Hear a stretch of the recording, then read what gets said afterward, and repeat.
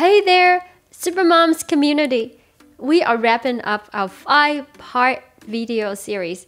If you have been with us on part 1 to 4, we have been together on a thrilling journey from spotting an overlooked ugly property to turn it into a beautiful home. Haven't seen them? Go check them out first.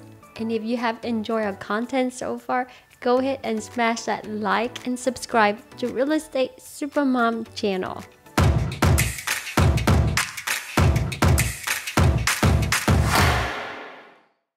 Let's do a quick flashback in time. In our earlier episodes, on the first one, we talk about how we discover the golden opportunity to our superhero agent Trailblazer. On episode 2, we highlight how we navigate to the offer making and some unexpected decision making from the seller. Episode number 3, we share our purchase settlement statements and our restoration magic. On the number 4 episode, we introduce you to the MLS and how we showcase our property and secure a very qualified buyer. Let's take a deep dive into the sale process. Last we spoke, we were able to identify a buyer who's willing to offer over asking and nail a contract of $200,000. Even though we did have other offers that was up to $215,000. However, selling price is not the only factor that we look at, and sometimes the highest price does not mean to be the most solid deal. What you want to look for is a deal that can close and will close. For this deal, our standout realtor, Trailblazer, who initially introduced us to this golden opportunity, is also served as our listing agent as agreed upon. With his proven expertise, he handled the bulk of the communication between the title company and the buyer agent. So, what do? Sit back and relax. Curious about the in and out of the closing process? We got you. We have made a separate video for that title, The Closing Process at the Title Company. I'll put the link in the description below. Go check it out. To stay competitive on the offer, the buyer has chosen not to have an option period, or sometimes referred to as a termination period. During the termination period or option period, what it gives the buyer the ability to do is put in a smaller fee for an agreeable upon time to do any amount of homework that they need to do on the home to make sure that they're comfortable with the condition of the home before they can proceed with the closing. So in this case, the buyer chooses to opt out of the option period and go straight forward to the closing. At the same time, the buyer is obtaining a loan or a mortgage to purchase this home, so the lender is requiring a survey to be done and an appraisal to be done. Remember, we just recently concluded the purchase, so the title was understandably clear and that process was pretty smooth. But as you may know, any real estate adventures have their own twist. On this one, the appraisal report come back at $190,000, which is a whole $10,000 under sale price. This could have meant that the buyer needed to put out extra money, or we need to lower the price. No way, Jose. Clearly, the buyer was keen on purchasing this home and we were eager to sell. So we need to look for a win-win solution.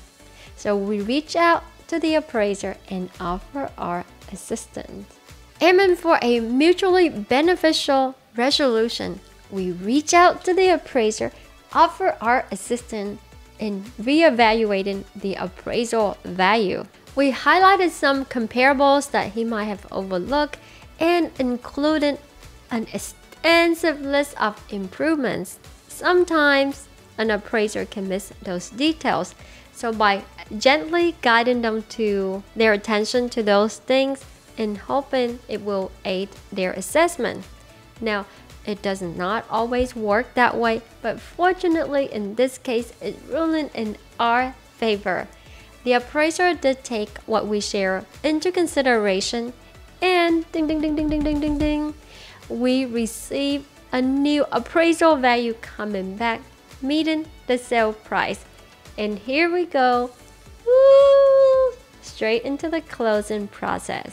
And now, the moment that you've been waiting for, let's dive into the settlement statement, breaking it down, and see how we derive into a cool $83,000 in profit. Wait, before we can do that, what question do you have for me? Or what's your thought? Put them in the comment below. Alright, so in front of you here is our buy and sell settlement statement. It's gonna be a lot of numbers, so if you need a coffee, pause this video, grab a coffee, and quickly come back. So the contract sale price that when we purchase it is $53,375. When we sell it is at $200,000. So this is what we have in our deal summary. The sale price of $200,000, and then from here on we're gonna add in all the fee associated with this property in particular to derive to the profit.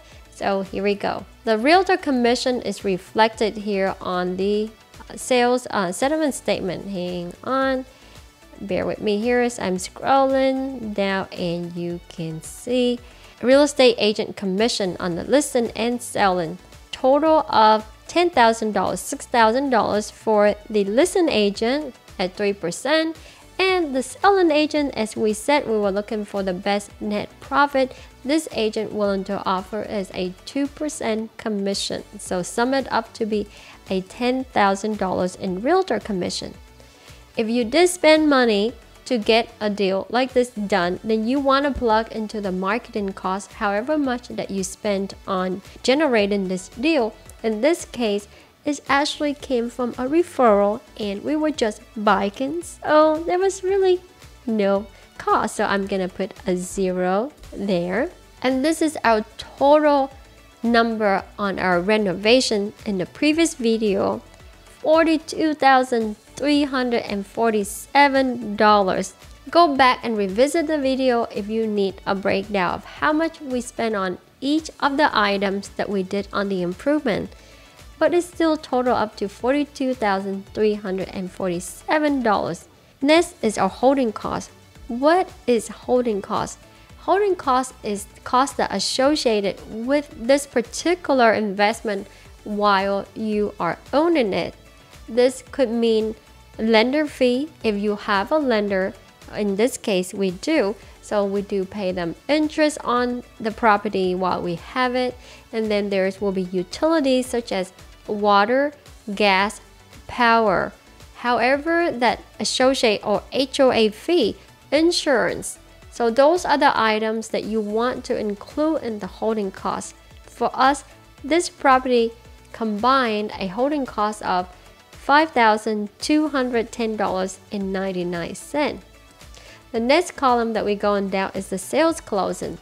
In the sales HUD or sales settlement statement, you can see here $10,000 was for the agent commission, and then the total closing cost summed up to be $13,339.58. So I'm just gonna grab the difference between that number and $10,000 because we already broke down the agent commission. So we'll just plug in that number here. 0.58 cent. There you go. And then the next column is the sales contribution. Why do we need to include this here?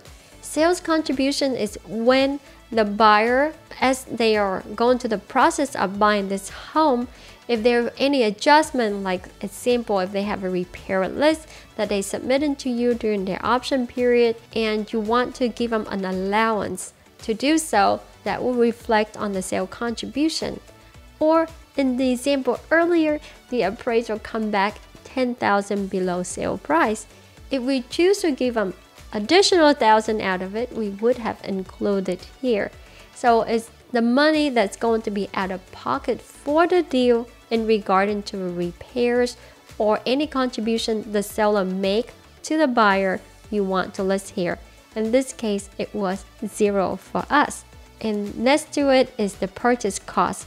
So when we bought this property, we were under the agreement for $53,379. So that's what you see there.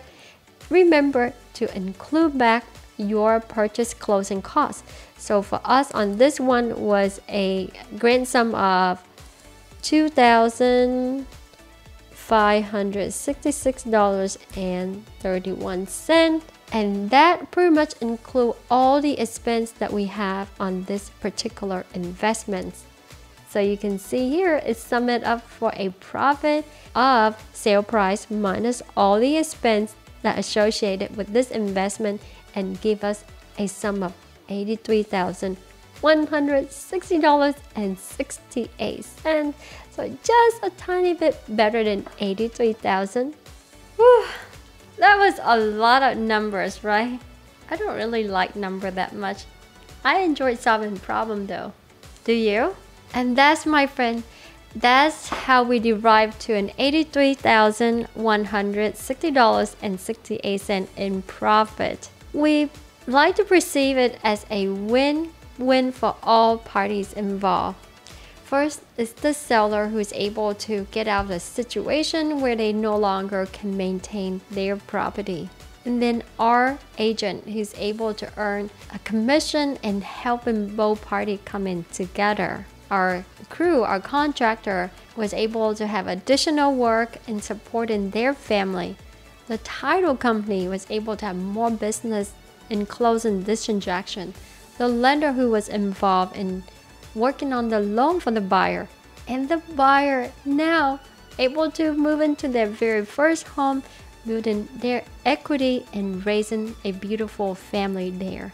And finally, us, the investors, were able to pull all the pieces of the puzzle together, earn a profit, and beautifying the neighborhood one property at a time. I hope you enjoyed this 5-part video series. If you find value in this, please consider subscribing to Real Estate Supermom YouTube channel so we can continue to bring in you more content. Until next time, stay super moms!